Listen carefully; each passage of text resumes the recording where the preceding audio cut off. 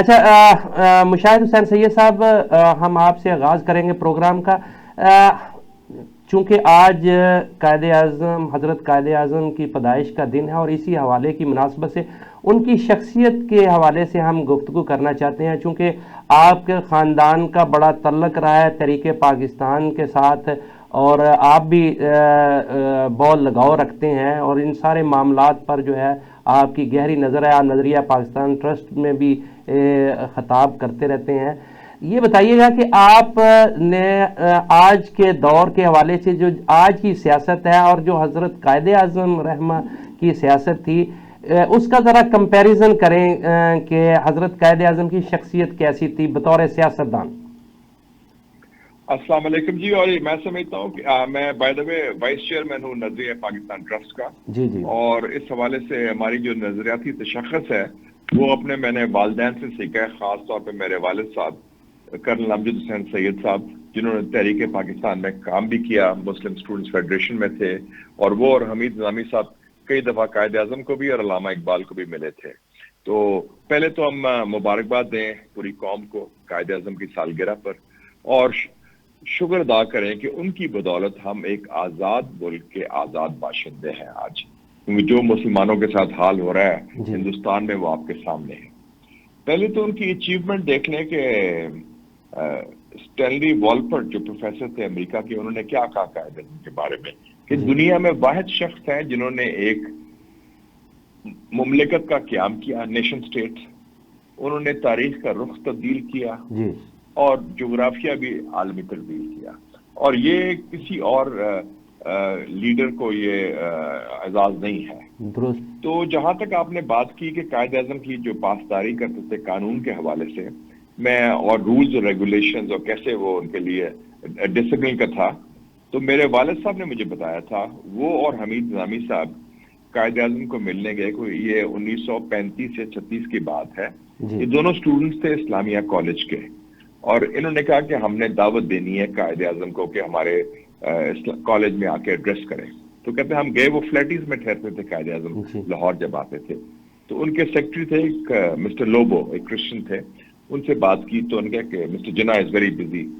कहते वो गुफ्तगू चल रही थी हमारी उनके साथ उनकी स्वीट में, तो कायद आज़म अपनी स्वीट से कमरे से निकल आए बाहर, और उन्होंने देखा, कहते बड़े स्मार्टली ड्रेस, और हम हिल गए उनकी शख्सियत देख के, उनकी पर्सनैलिटी से। और दूर से उन्होंने पूछा कि और समझ गए कि गुफ्तगू हो रही है। तो उन्होंने कायद आज़म ने कोई विदाउट स्माइलिंग, विदाउट हैंडशेक, उन्होंने कहा क्या yes boys what do you want. बड़े मैटर ऑफ फैक्ट उनकी अप्रोच थी। उन्होंने कहा जी हम आपको दावत देने आए हैं, इस्लामिया कॉलेज से हैं, तारुफ कराया। उन्होंने कहा कि under what authority are you inviting me, do you have the authorization from the college administration, do you have a letter of authority और invitation from the college principal. उन्होंने कहा वो तो नहीं है हमारे पास। उन्होंने कहा कि फिर जाए, under what rule are you. कहते हम आपको इनवाइट कर रहे हैं बतौर स्टूडेंट। कहते no you don't have any authority for that, go and talk to your principal, talk to your college management. वो अगर मुझे दावत देंगे, लिख के लेके आए अपने प्रिंसिपल से, फिर मैं आ सकता हूँ। तो ये देखे ना, इवन ऑन लिटिल थिंग्स बड़े पर्टिकुलर थे वो इस हवाले से। जो यूनिटी फेथ और डिसिप्लिन की बात करते हैं आप उसका वो देखें।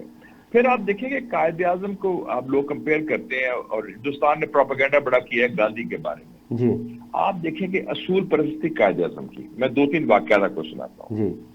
फर्स्ट वर्ल्ड वॉर में गांधी तो रिक्रूटमेंट कर रहा था ब्रिटिश फौज के लिए, इंडियंस की, कि वो फौज को ज्वाइन करें। कायद आज़म ने उसकी मुखालफत की। उन्होंने कहा कि मैं रिक्रूटमेंट की सपोर्ट नहीं करता इंडियंस की, या चाहे मुसलमान या हिंदू हो ब्रिटिश आर्मी में, क्योंकि हमारे तो हकूक ही कोई नहीं है, सही, हम तो सब्जेक्ट कौम है। तो उन्होंने उसकी मुखालफत की, हालांकि गांधी उसकी रिक्रूटमेंट कर रहा था। फिर आप देखेंगे भगत सिंह का वाकया हुआ है। भगत सिंह को पकड़ लिया अंग्रेजों ने, उन्होंने कहा कि ये दहशतगर्द है। कायद आज़म ने इंपीरियल लेजिस्लेटिव काउंसिल में कहा कि भगत सिंह के भी हकूक हैं, ह्यूमन राइट्स हैं, उसके सिविल लिबर्टीज हैं। गांधी खामोश रहा भगत सिंह के इशू पर, कायद आज़म ने उसके लिए आवाज उठाई। फिर आप देखें खिलाफत मूवमेंट शुरू होती है, उसमें गांधी ने मुनाफकत की। उसने कहा कि ठीक है, मजहबी जुनून है मुसलमानों में वो खिलाफत के हवाले से, उसको जरा उसका एक्सप्लॉइट किया जाए सियासी मकासद के लिए, ताकि मैं मुसलमानों में भी मकबूल हूँ। तो वो उसमें चल पड़ा, फिर बाद में जब वक्त आया तो भाग गया था गांधी। लेकिन कायदे आजम ने एक असूली मौक़िफ़ इख्तियार किया कि इसका फैसला खिलाफत का टर्किश इमाम करेंगे।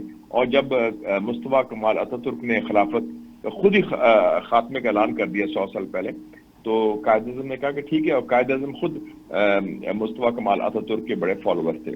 तो आप देखें कि इस हवाले से कितना उनकी बसीरत भी देखें आप, कि 90 साल पहले उन्होंने देख लिया था कि ये हिंदुत्व जो सोच है इस वक्त कि इनसे हमारा गुजारा नहीं, और टू नेशन थियरी जो है, दो कौमी नजरिया, वो वाहिद हल है मुसलमानों के लिए। और लोग कहते रहे कि जी अब वो मामला खत्म हो गया, लेकिन अभी देखें जो बांग्लादेश में इंकलाब आया है उससे टू नेशन थियरी को वैलिडेशन मिली है तारीखी हवाले से। नहीं, इंडिया के शाहजी, इंडिया में जो वाकयात हो रहे हैं उन्होंने तो टू नेशन थ्योरी को और ज्यादा मजबूत कर दिया है। बिल्कुल बिल्कुल। और बांग्लादेश में अब बांग्लादेश मुस्लिम बंगाल हो गया है। वो 71 की बात नहीं करते, वो 1947 की बात करते हैं, जब मिलके हमने स्ट्रगल किया था, जिसमें उनके कायदीन ने सारा ये सिलसिला चलाया।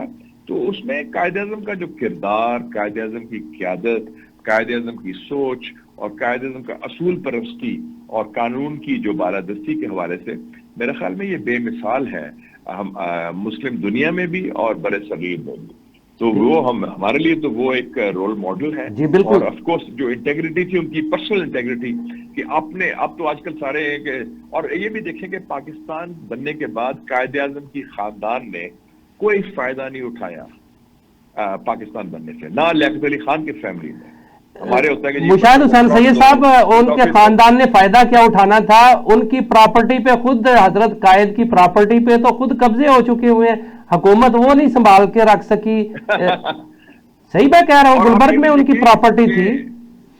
नहीं, आप देखें कायदे आज़म ने अपनी विल में क्या लिखा था जी, अलीगढ़ मुस्लिम यूनिवर्सिटी, इस्लामिया कॉलेज पेशावर, सिंध मदरसा इस्लाम, इनको खुद उन्होंने प्रॉपर्टी दी, उनको खुद डिवोट किया। उन्होंने ये नहीं कहा कि मेरे बच्चों को दो या बेटी को दो या सबको दो।